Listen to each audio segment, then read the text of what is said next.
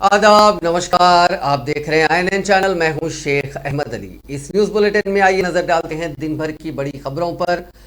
Diesel की कीमत में वक्फे वक्फे से इजाफे के पेश नजर Telangana state road transport corporation ने आरटीसी बसों की शरहों में इजाफे का मंसूबा तैयार कर लिया है और इस सिलसिले में चीफ मिनिस्टर के चंद्रशेखर राव को तजावीज रवाना कर दी गई हैं, जो कतई फैसला करेंगे। वजीर ट्रांसपोर्ट पी अजय कुमार ने चाशुमे को जराए अबलाग के नुमाइंदों के साथ बातचीत करते हुए बताया कि महकमे आरटीसी कई बरसों से खसारे में चल रहा है और बसों के किरायों में इजाफे से बोझ कुछ हद तक कम होगा। उन्होंने कहा कि मरकजी हुकूमत की जानिब से हालिया बरसों के दौरान डीजल की कीमत में गैर मामूली इजाफा कर दिया गया है, जिसकी वजह से बसों के किरायों में भी इजाफा नागुज़ीर हो गया। उन्होंने बताया कि महकमे आरटीसी ने हाल ही में खानगी तंजीम की जानिब से सर्वे करवाया था, जिसमें अवाम ने भी महकमे की माली हालत पर तशवीश जाहिर की। सर्वे की तफसीलात का हवाला देते हुए वजीर ट्रांसपोर्ट ने बताया कि करीब 5% अफराद बस के किरायों में इजाफे से खुद को लाताल्लुक जाहिर कर रहे हैं, जबकि दूसरे अवाम ने महकमे से मुतालिक मसाइल की जानिब भी निशानदेही करवाई। उन्होंने कहा कि अवाम को यह वाकिफ करवाना जरूरी है कि डीजल की कीमत में इजाफे के बाइस आरटीसी बसों की शरहों में इजाफा नागुज़ीर हो गया है और इस इजाफे से महकमे को कुछ हद तक राहत मिलेगी। वजीर ट्रांसपोर्ट के मुताबिक कोविड-19 की वबा के दौरान महकमे आरटीसी को 2 साल के दौरान तकरीबन 2000 करोड़ का नुकसान हुआ और रवां साल के दौरान नुकसानात में 600 करोड़ रुपए की कमी आई और आने वाले महीनों में इन नुकसानात को मजीद कम करने के इक़दामात किए जाएंगे। उन्होंने बताया कि कोरोना वबा के दौरान बस खिदमात को मुअत्तल कर दिया गया था और अब तमाम खिदमात बहाल कर दी गई हैं, जिनमें तवील रूट्स की बसें भी शामिल हैं। वहीं मैनेजिंग डायरेक्टर आरटीसी VC सजना ने कहा कि कॉरपोरेशन ने ऑर्डिनरी और पल्ले वेलकू बसों के लिए फी किलोमीटर 25 पैसे और एक्सप्रेस के अलावा दूसरी बसों के लिए फी किलोमीटर 30 पैसे के इजाफे की तजवीज़ तैयार की है, जिन्हें मंजूरी के लिए चीफ मिनिस्टर को रवाना कर दिया गया है। पर డే కలెక్షన్ నవంబర్ మంత్ కి వచ్చింది ఒక విషయం. అట్లనే 33 లక్షల కిలోమీటర్ల ఫ్లీట్ ని కూడా మళ్ళీ మనం చేరుకోవడం జరిగింది. సో స్లోగా we are rolling back to normalcy. కానీ ఈ డీజిల్ మన చార్జెస్ ఇప్పటికప్పుడుగా పెరగడం ద్వారా దాదాపు రెడ్డి గారు చెప్పినట్టు 25% మరి 27.5% రేట్లో డీజిల్ రేట్లో తేడా ఉంది.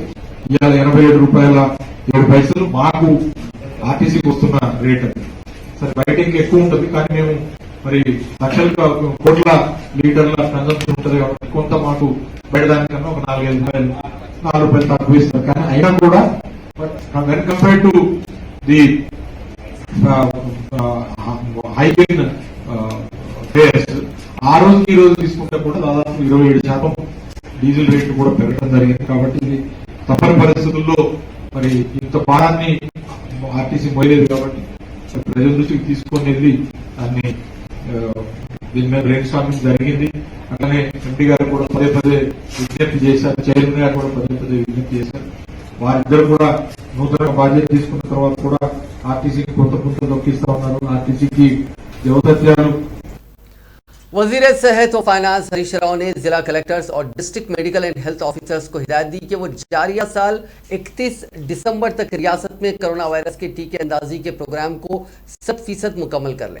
कोरोना वायरस की नई शक्ल ओमिक्रॉन को रोकने और रियासत में वायरस के तदारुक के लिए हुकूमत की तश्कील करदा काबीनी सब कमेटी के अरकान ने आज जिला collectors, district medical and health officers और महकमे तालीम के अहदेदारों के साथ वीडियो कॉन्फ्रेंस मुनाकिद की। इस वीडियो कॉन्फ्रेंस में काबीनी सब कमेटी के सदर नशीन व वजीर सेहत हरीश राव के अलावा कमेटी के अरकान तारक रामाराव और सबीता इंदिरा रेड्डी और दूसरों ने हिस्सा लिया। काबीनी सब कमेटी ने रियासत में कोरोना की सूरत हाल का जिला कलेक्टर्स के साथ तफसीली जायजा लिया और कोरोना की टीका अंदाजी के प्रोग्राम पर जिलावारी असास पर रिपोर्ट हासिल की। इस मौके पर खिताब करते हुए हरीश राव ने कहा कि दुनिया के कई ममालिक में कोरोना की नई शक्ल ओमिक्रॉन की वबा चल रही है। ओमिक्रॉन के साथ कोरोना की तीसरी लहर से निपटने के लिए महकमे सेहत मुकम्मल तौर पर तैयार है। उन्होंने जिला कलेक्टर्स और ओहदेदारों को मशवरा दिया कि जिस इलाके में कोरोना की टीका अंदाजी का प्रोग्राम सुस्त रवि से चल रहा है, उन इलाकों की निशानदेही करते हुए वहां टीका अंदाजी के प्रोग्राम में तेजी लाई जाए। इसके लिए अवामी मुंतखबा नुमाइंदों को शिराकतदार बनाते हुए 100% टीका अंदाजी के निशाने को पूरा किया जाए।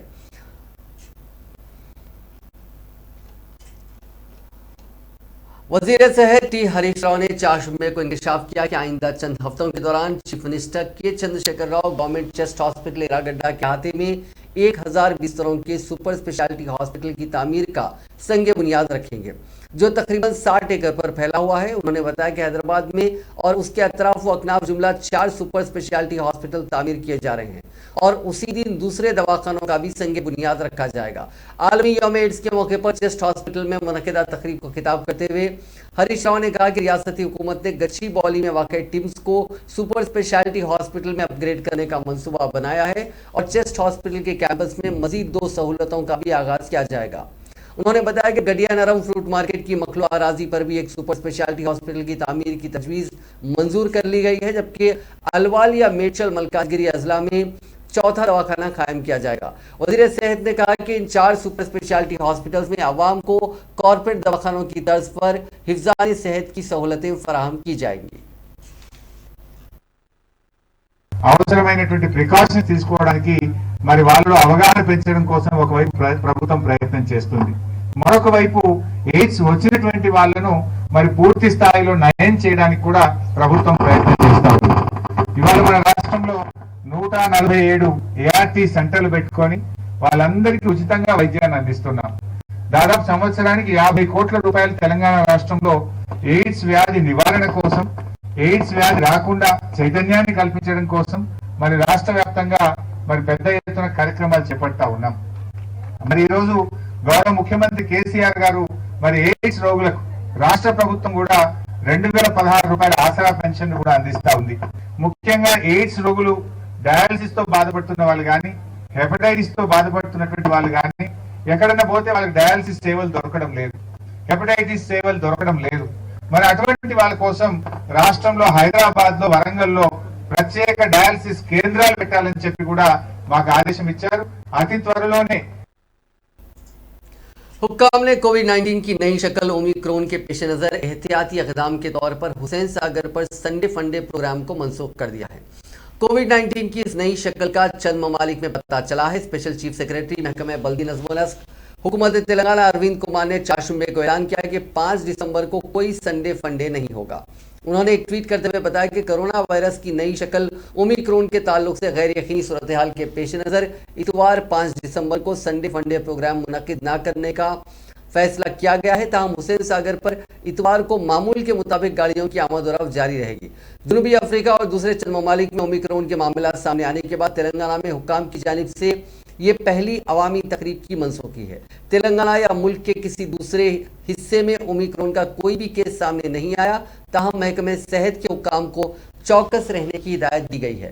राजीव गांधी इंटरनेशनल एयरपोर्ट शमशाबाद पर निगरानी में इजाफा कर दिया गया है और महकमे सेहत की जानिब से जोखिम वाले 12 ममालिक से आने वाले मुसाफिरीन की 4 जुम्मे से स्क्रीनिंग शुरू कर दी गई है। टीआरएस की अरकान पार्लियामेंट ने पार्लियामेंट के दोनों ऐवानों में अपनी आवाज बुलंद करते हुए मरकज से तेलंगाना से धान की खरीदारी का मुतालबा किया। जैसे ही राज्यसभा की कार्रवाई कल तक के लिए मुलतवी कर दी गई, लोकसभा में मेंबरान पार्लियामेंट ने किसानों की हिमायत में प्ले कार्ड्स उठाकर एहतजाज किया। टीआरएस पार्टी के 9 अरकान असेंबली ने प्ले कार्ड्स उठाए, मरकजी हुकूमत के खिलाफ नारे लगाए। उन्होंने वाजे किया कि जब तक मरकज किसानों के साथ इंसाफ नहीं करता, जदोजहद जारी रहेगी।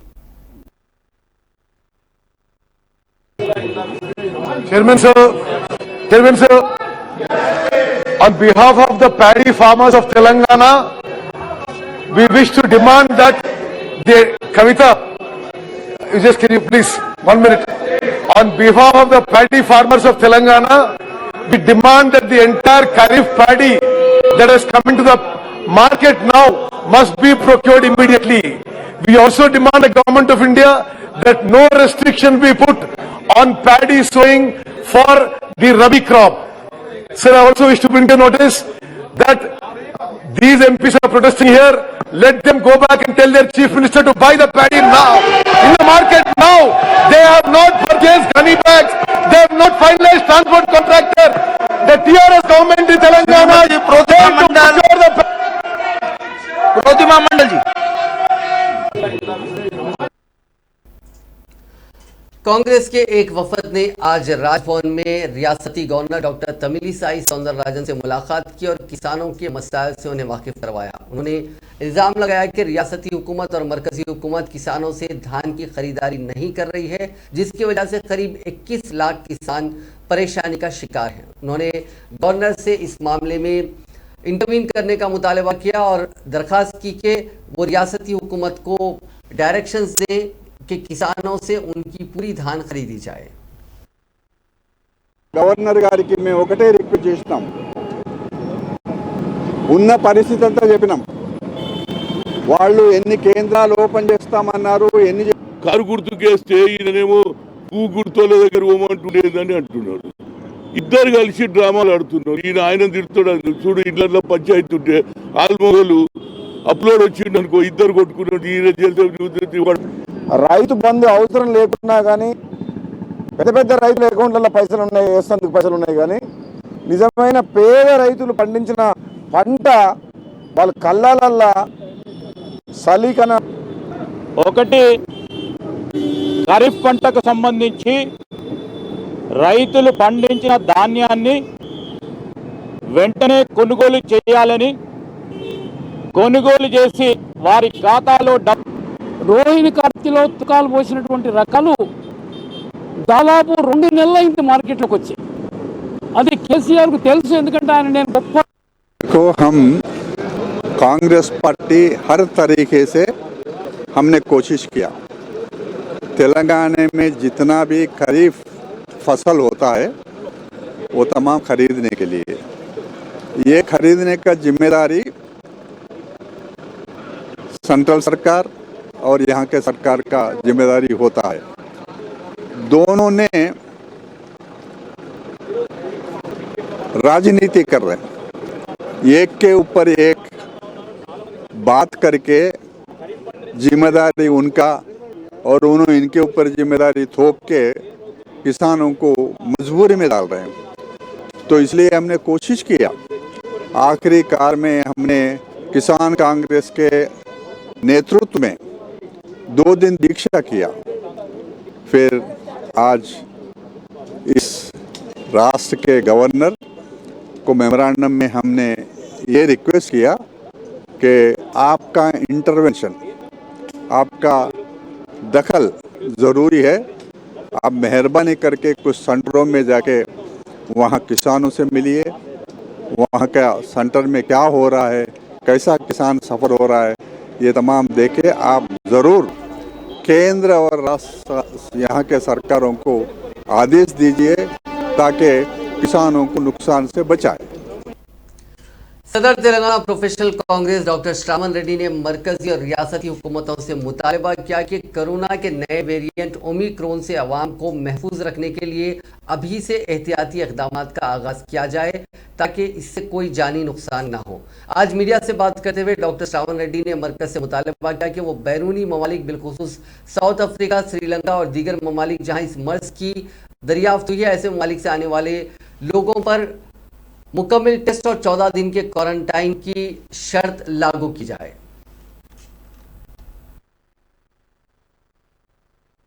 प्रोफेशनल कांग्रेस तेलंगाना स्टेट की तरफ से हम इधर के जो स्टेट गवर्नमेंट और उधर सेंटर में है सो सेंट्रल गवर्नमेंट को हम डिमांड कर रहे हैं कि ये जो नया कोविड स्ट्रेन मार्केट में आया है, इसके ऊपर आप और पकड़बंदी से आप इसके ऊपर थोड़ा फोकस कीजिए. ये नया स्ट्रेन जो है ओमिक्रॉन B1.529 बोल के बोल रहे, इसमें 50 वेरिएंट है मार्केट में. ये 50 वेरिएंट कैसा एक आदमी के ऊपर असर दिखाएंगे ये किसी को आइडिया नहीं है. सब इन्हों सुने सो बात हम बोल रहे हैं. इसके ऊपर कोई अभी तक अपने पास इसके बारे में अनुभव नहीं है, इसके ऊपर कोई रिसर्च नहीं है.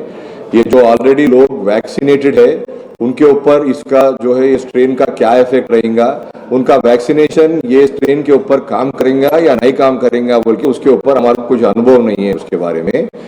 उसी तरह से ये जो बाहर ये इस और दूसरी चीज क्या है, ये RT-PCR टेस्ट करते हम हमारे Covid testing RT-PCR confirmatory test करते, तो लास्ट टाइम जो हमारे सेकेंड वेव आया था उसमें कई लोग को RT-PCR टेस्ट नेगेटिव है तो भी उनको कोविड इफेक्ट होके उनके लंग्स इफेक्ट होके वो बहुत से लोग मर गए, डेथ हो गया उनका, क्योंकि उन्होंने टेस्ट कर रहे, टेस्ट नेगेटिव आ रहा तो उनको कोविड है बोल के मालूम नहीं हुआ। तो ये जो नया स्ट्रेन है इसका क्या असर रहेगा ह्यूमन बॉडी पे, किसी को कोई तजुर्बा नहीं है इसके ऊपर, उनका कुछ भी हो सकता है उसके बारे में। इसीलिए हम यहाँ स्टेट गवर्नमेंट हेल्थ मिनिस्ट्री को डिमांड कर रहे हैं कि आप जो है बाहर से ये देशों में जहाँ पे ये स्ट्रेन का पता चला, जो साउथ अफ्रीका है, बोट्सवाना है, हांगकांग है, इजराइल है और बेल्जियम है, यहाँ से जो भी आ रहे हैं उनको 100%, जो हमारे भारत देश के लोग इधर जाके आ रहे हैं उनको 100% 14 दिन का आप क्वारंटीन पक्का करिए, टेस्ट करिए, रीटेस्ट करिए और नेगेटिव हुए बाद 14 दिन के बाद कंपल्सरी क्वारंटीन लगाइए आप, तो जाने वाले थोड़ा अवॉइड करेंगे तो इसका रिस्क कम होगा। तो वैसे जो है आप कोई एक्शन नहीं ले रहे। दूसरी चीज क्या है, जो वहां के देश के लोग हैं, जो साउथ अफ्रीका के लोग हैं, जो बोत्सवाना के लोग हैं, जो हांगकांग के हैं, जो इजराइल के हैं, वहां से यहाँ भारत देश को आने वाले ऐसे लोगों को आप यहाँ भारत देश में हम एंट्री नहीं दे रहे। कांग्रेस के सीनियर कायद व साबिक रुकने राज्यसभा वी हनुमंतराव ने ऐलान किया कि बाबा साहेब अम्बेडकर के मुजस्समे की सोमाजी गोड़ा में अदम तनसीब पर वो दिल्ली में जंतर मंतर पर भूख हड़ताल करेंगे। क्या गलती करे भाई बोलो। 2019 में 14 तारीख उनका बर्थडे था, 14 अप्रैल को जय भीम के वर्कर्स हमारे पंजागुट्टा चौरस्ते पे, वहां ऑलरेडी एक स्टैचू था राजशेखर रेड्डी का, उसके बाजू खाली था, रोड प्रॉब्लम कुछ नहीं था, वहां लगा लिए 12 तारीख के रात से सुबह के 13 तक लगाए।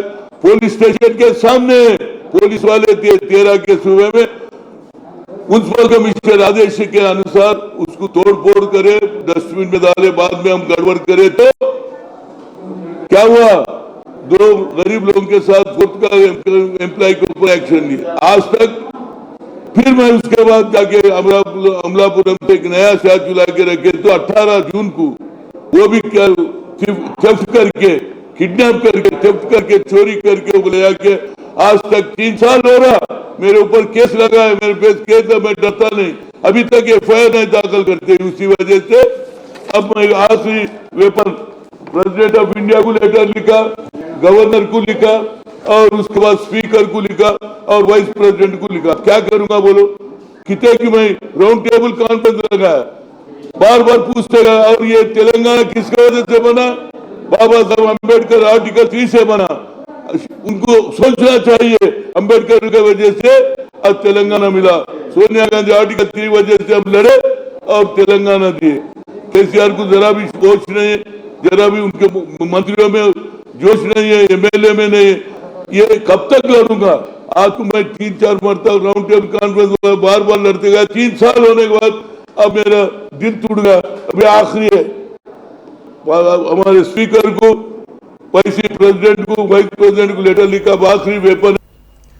पेट्रोल और डीजल पर रियासती हुकूमत की जानिब से आयद किए जाने वाले वैट में कमी का मुतालबा करते हुए भारतीय जनता युवा मोर्चा के कारकुनों ने हैदराबाद के कई मकामात पर आज धरने मुनक्किद किए। BJYM ने मुतालबा किया कि रियासती हुकूमत वैट में कमी लाए, क्योंकि मरकजी हुकूमत ने पेट्रोल और डीजल के दामों में एक्साइज ड्यूटी कम करते हुए अवाम पर इन कीमतों का जो वो बोझ पड़ रहा था उससे कम करने की कोशिश की है।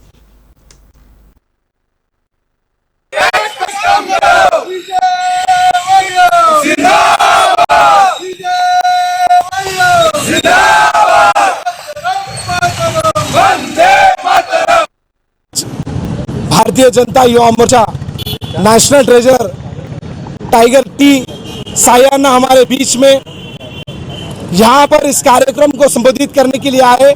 जिस तरह से तेलंगाना की सरकार वैट को लेकर, पेट्रोल को लेकर जो चोरी और गुंडागर्दी कर रही है, ये बड़े ही शर्मनाक की बात है।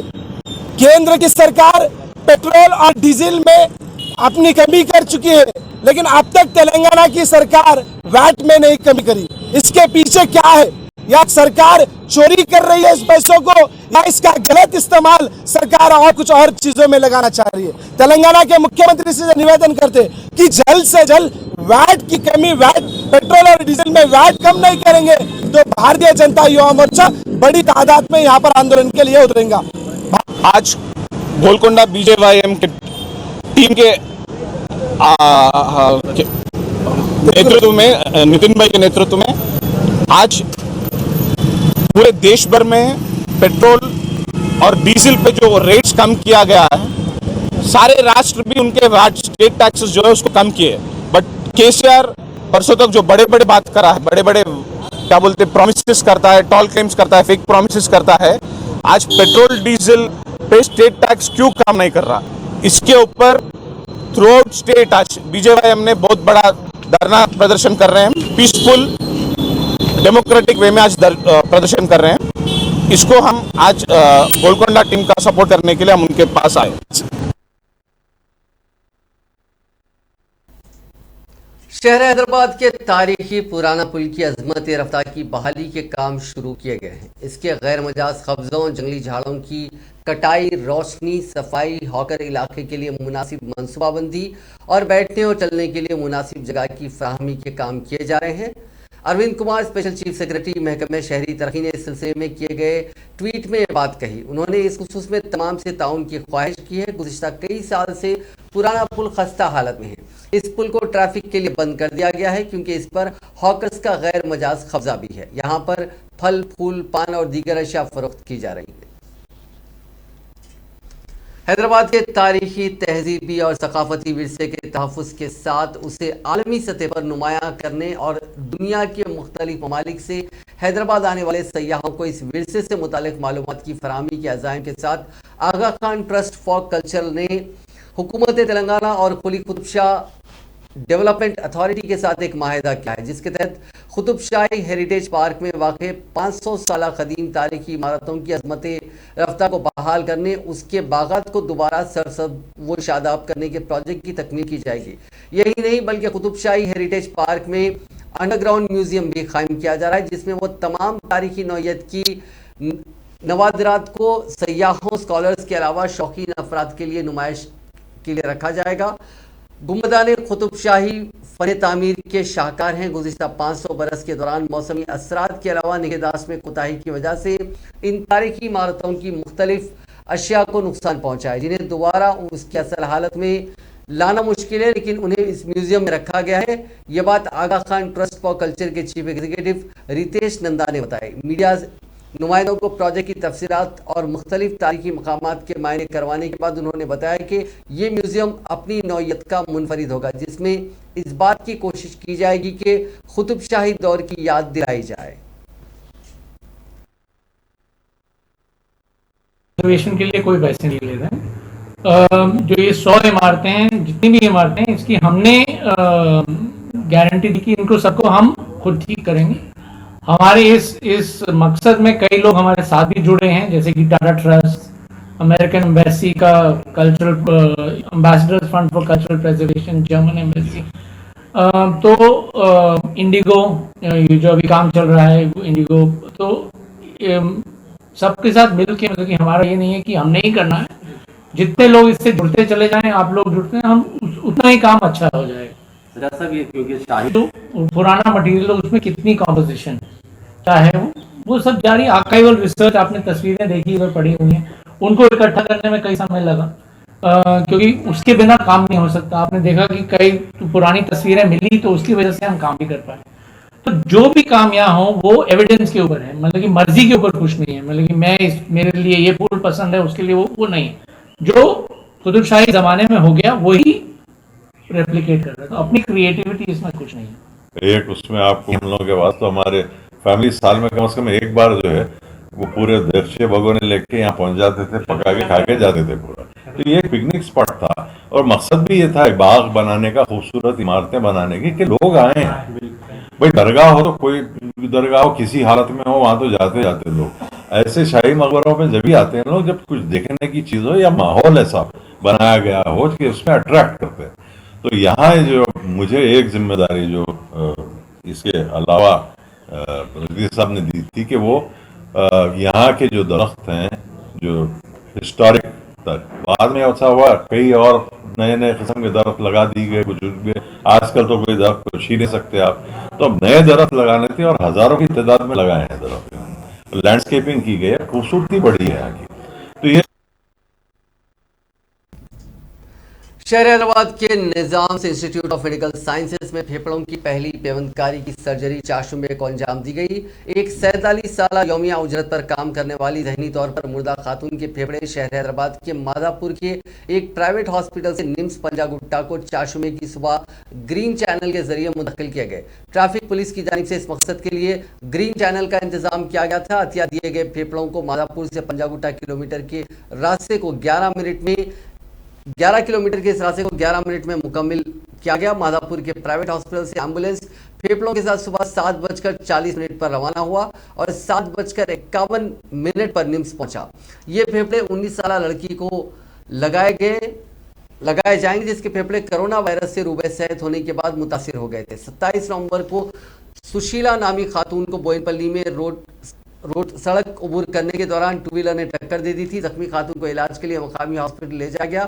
बाद उसको बेहतर इलाज के लिए प्राइवेट कॉर्पोरेट हॉस्पिटल मुंतकिल किया गया, जहां उसकी हालत में बेहतरी नहीं आई और उसको जहनी तौर पर मुर्दा यानी ब्रेन डेड डिक्लेयर कर दिया गया था। उसके रिश्तेदारों ने उसके आज़ा का अतिया जीवन दान कदम के तहत देने का फैसला किया था।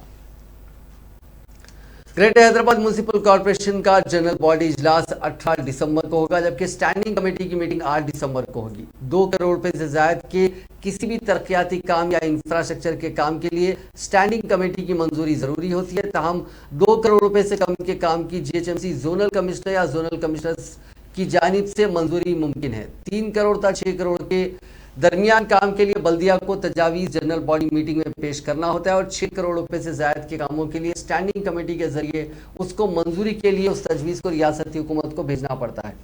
काउंसिल के इजलास में कॉर्पोरेटर्स, मेयर, जीएचएमसी कमिश्नर और मुख्तलिफ महकमेजात के सुदूर की मौजूदगी में अपने मुतालिका वार्ड्स के मसाइल ये कॉर्पोरेटर्स उठा सकते हैं। इस इजलास में बाएतबार ओहदा अरकान के तौर पर अरकान पार्लियामेंट, अरकान असेंबली, अरकान काउंसिल भी शिरकत करते हैं, जो जीएचएमसी की काउंसिल का हिस्सा होते हैं।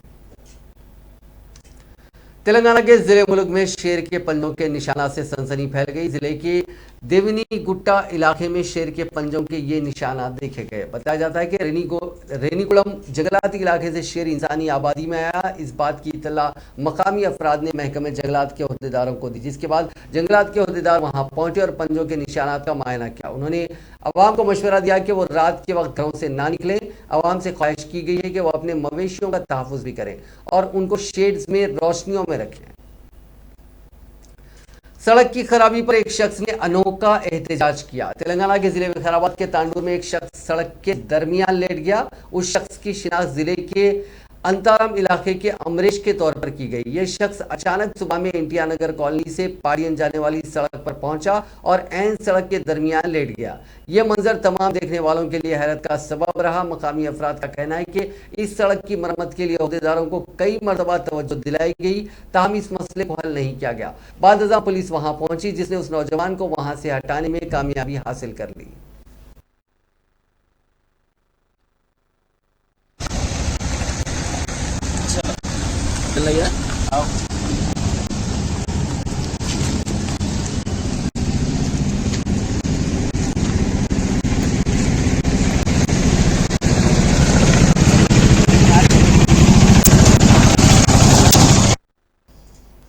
शहर हैदराबाद में कार से ताजिर की नाश की दस्तियाबी का मामला पुलिस ने हल कर लिया। कमिश्नर पुलिस अंजनी कुमार ने बताया कि विजय भास्कर रेड्डी की नाश कल तिरुमलगिरी इलाके में कार से दस्तियाब हुई थी। तहकीकात के दौरान मालूम हुआ कि मुलजिम नरेंद्र रेड्डी ने ताजिर का कत्ल किया, जो मकतूल का करीबी रिश्तेदार बताया गया। कमिश्नर पुलिस ने बताया कि कमीशन के लिए उनके दरमियान झगड़े हो रहे थे, जिस पर नरेंद्र रेड्डी ने अपने भाई का कत्ल कर देने का मंसूबा बनाया। कल नरेंद्र रेड्डी भास्कर रेड्डी की कार में सवार हुआ और रास्ते में ही उसने देसी साख्ता पिस्तौल से फायरिंग करके भास्कर रेड्डी का कत्ल कर दिया और नाश कार में छोड़कर फरार हो गया। इसमें एक फायर आर्म का यूज हुआ, जो एक लोकल हैदराबाद के सिकंदराबाद में रहजनी की वारदात पेश आई। जगतगिरी गुट्टा इलाके में रमिया श्री नामी खातून झाड़ू लगा रही थी कि एक शख्स ने पैदल आकर उसके गले से 2 तोला वजनी तलाई जेवर छीनकर राह फरार अख्तियार की। रहजनी की इस वारदात का मंजर सीसीटीवी में कैद हो गया। पुलिस मुलजिम की तलाश में है।